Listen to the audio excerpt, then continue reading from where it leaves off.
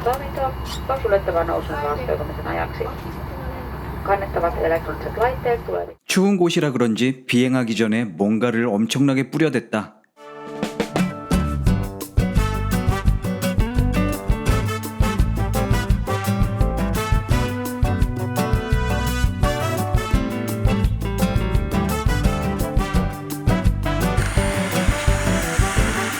비행기들을 가까이서 볼 수 있어 좋군.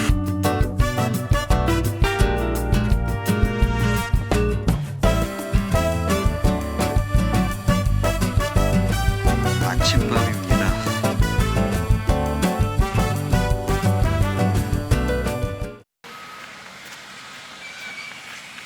오래간만에 파란 하늘을 보니 기분이 너무나 좋았다.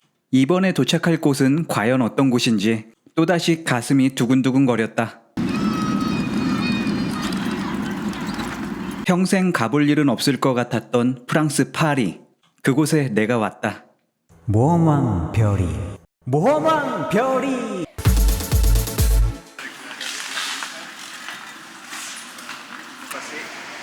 더 이상 어둡지 않고 더 이상 춥지 않았다.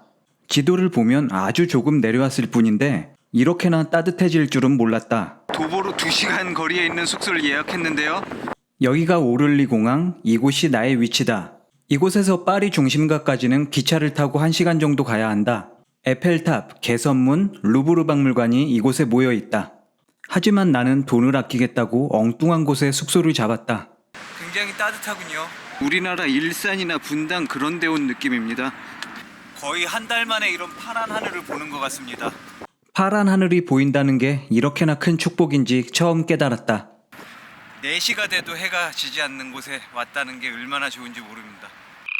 저는 왜 새로운 곳으로만 가면 심카드가 끊기는지 모르겠어요. 전 유럽에서 쓸 수 있다길래 2개나 장만했는데 프랑스에선 작동하지 않았다. 다시 공항으로 돌아가고 있습니다. 뚜벅이 생활은 자전거가 있을 때랑은 천지 차이였다. 다시 공항으로 갔지만 관광 안내센터가 문을 닫았다. 겨우 물어 심카드 판매하는 곳을 찾아냈는데 여기서 심카드를 판다고 해서 들어왔는데 가차없이 닫아버립니다. 제발 심카드만 사게 해달라고 애원을 했는데 나가세요 그래요.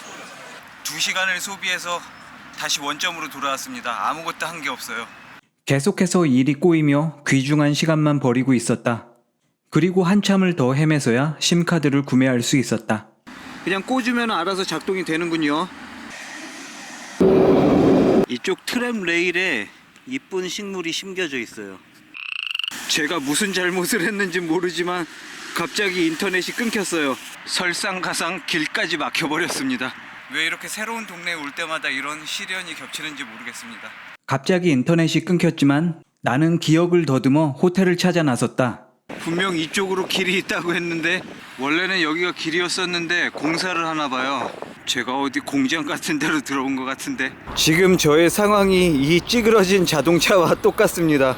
다행히도 제철님께서 제 호텔 예약을 취소해 주셨어요. 제가 지금 2시간째 걷다 보니까 발바닥이 너무 아픈데요.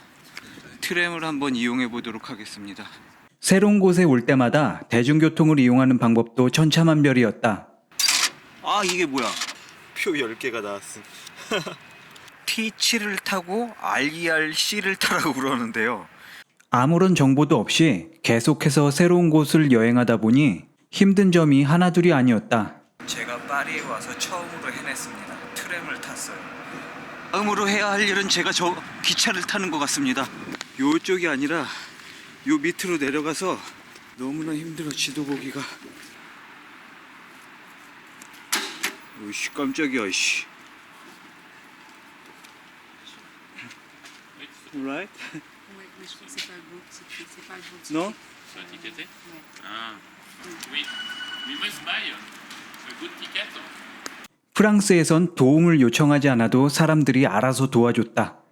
왕창 티켓을 산 거는 이건 도심 지역에서밖에 사용을 할 수 없는 티켓이라고 합니다. 이 외곽 지역에서 타려면은 요 컬러풀하게 생긴 티켓을 사야 된다. 이렇게 떴습니다. 제가 타고 갈 열차예요. 많이 헤매고 고생했지만 결국 나는 근사한 2층 열차를 타고 에펠탑으로 향했다.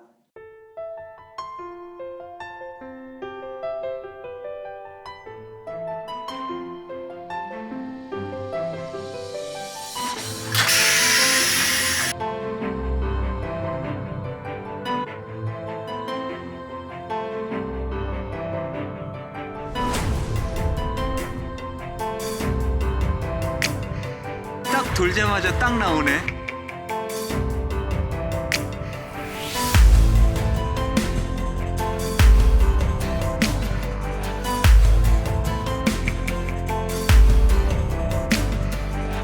진짜 압도적인데요. 고작 평범한 탑 하나에 그렇게나 많은 사람들이 열광하는 이유를 알지 못했다. 이곳에 오기 전까지는 말이다. 에펠탑 근처로 흑인 아저씨들께서 에펠탑 모형을 팔고 있는데요. 경쟁이 아주 치열합니다. No thank you. 이곳으로 오길 잘한 것 같아요. 배가 고프니 뭔가를 좀 먹어보기로 하죠. 근처에는 근사한 식당들이 많이 보였지만 나는 돈을 아껴야만 했다.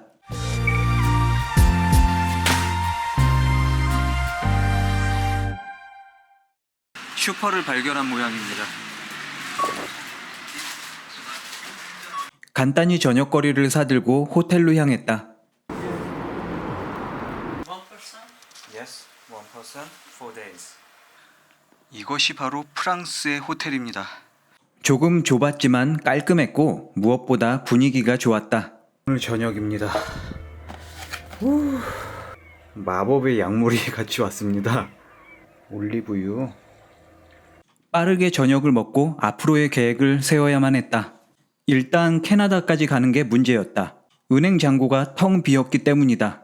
은행의 문의에 카드 한도를 늘렸고 마일리지 항공권을 사용하기로 했다. 무사히 집까지 되돌아가려면 빈틈없는 계획이 필요했다.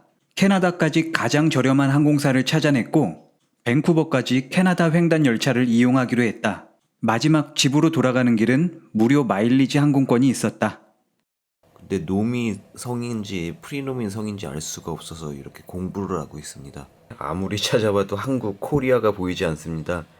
그래서 인터넷을 뒤져봤더니 프랑스어로 한국은 COREDUSUD라고 합니다. 다음 날은 온종일 호텔방 안에서 여행 비자와 교통편, 호텔까지 여정에 필요한 모든 예약을 끝마쳤다. 5시가 다 됐는데요. 제가 지금까지 아무것도 못 먹고 물도 못 마시고 오후 5시가 돼서야 모든 작업이 끝났다. 지금부터 파리 구경을 하러 나가보겠습니다. 배가 고팠지만 이제 곧 해가 저물 시간이었다. 일단 촬영이 우선이었다. Don't want Facebook. I don't like Facebook.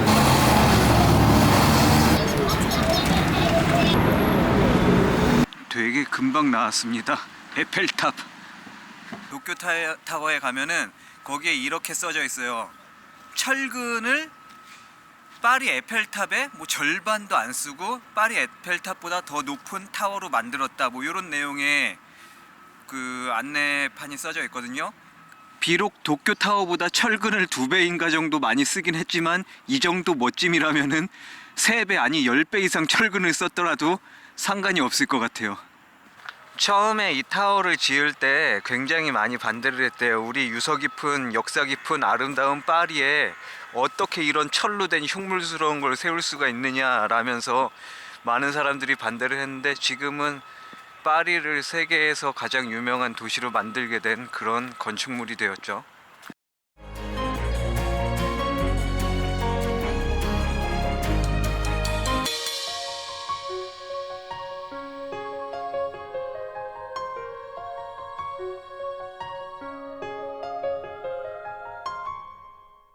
에펠탑 꼭대기에 한번 올라가 보도록 하겠습니다.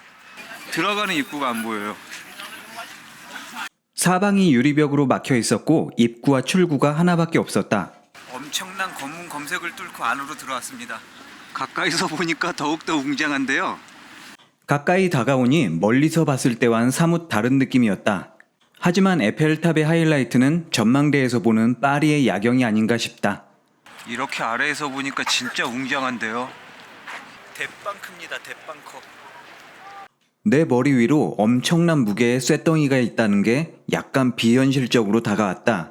모험왕 별이 모험왕 별이 전망대에 올라가기 위해선 입장권을 구매해야 하는데 4개의 기둥마다 엄청난 사람들이 줄을 서고 있었다. 그 중에 좀 한가한 곳이 있었는데 그곳은 엘리베이터가 운영하지 않는 곳이었다. 물론 가격도 저렴했고 나에게 안성맞춤 코스였다. 보안 검색을 통과하면 바로 이렇게 층계가 시작되는데요. 여기서부터 걸어 올라갑니다. 에펠탑 꼭대기까지 걸어 올라가 보도록 하겠습니다. 조금 더 올라가다 보니 앞서 올라가던 관광객들의 비명이 들리기 시작했다. 나는 잘 모르겠는데 일반인들이 오르기엔 힘든 높이인 것도 같았다.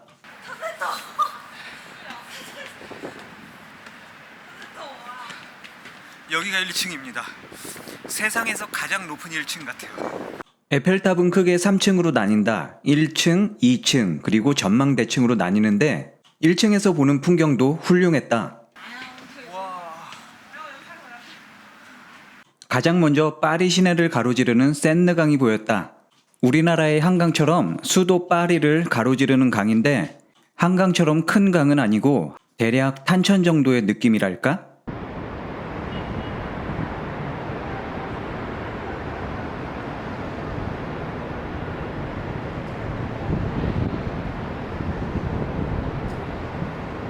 평지가 대부분인 파리에서 가장 높은 곳이 바로 몽마르트 언덕이다. 기껏해야 130m 정도 높이인데 언덕 정상에는 샤크레퀘르 대성당이 있다. 에펠탑이 그리 높지 않은 높이임에도 불구하고 전망이 좋은 건 이런 파리의 지형과 에펠탑의 멋짐 때문이 아닌가 싶다. 지금부터 에펠탑 정상을 한번 공략해 보기로 하겠습니다. 2층에 오르는 건 1층까지 올라왔던 것보다 훨씬 힘들었다. 걷기와 별로 친하지 않은 사람이라면 살짝 줄을 오랫동안 쓰더라도 엘리베이터가 있는 티켓을 구매하는 게 좋을 것이다. 올라왔음. 아까는 또 풍경이 또 다르게 변했습니다.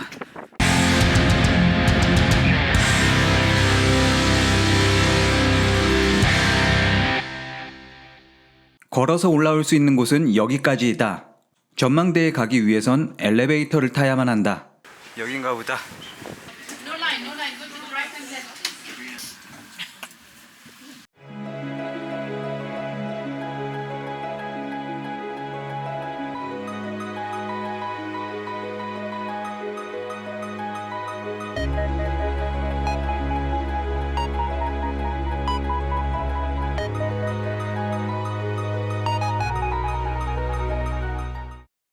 이곳이 에펠탑 정상입니다. 전망대에 올라서자마자 사방이 유리로 막힌 실내가 나타났다. 하지만 한층만 더 올라가면 바람이 엄청나게 부는 야외 전망대가 나타난다. 그곳에는 에펠탑을 만든 에펠의 사무실도 있고 샴페인을 판매하고 있는 조그마한 바도 있다.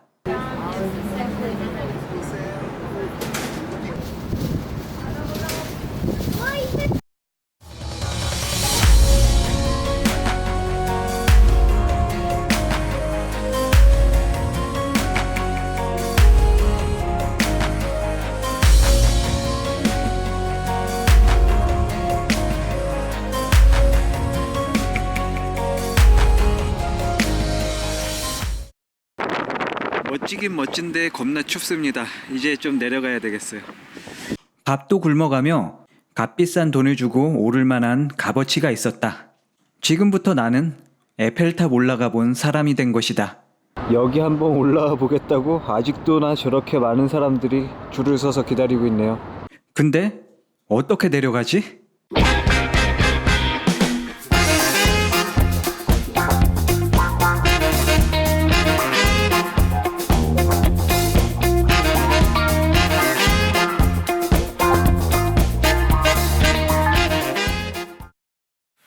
파리에 온다면은 꼭 에펠탑에 올라가서 파리의 야경을 한번 보시기 바랍니다.